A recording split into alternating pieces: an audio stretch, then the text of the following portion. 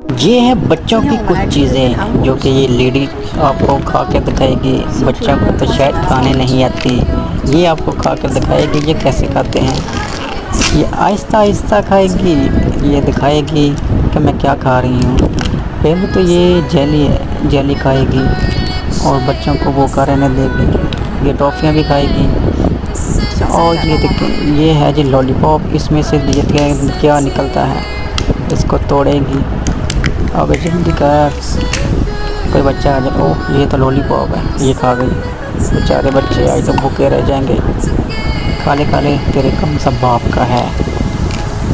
ये नेक्स्ट, अब इसको भी खोल, इसमें दिखा इसमें क्या है। जल्दी कर जल्दी, कोई बच्चा आ जाएगा और तुझे गाली निकालेगा। और ये भी लॉलीपॉप ही है जो कि कुल्फ़ी की शक्ल में है। वाह क्या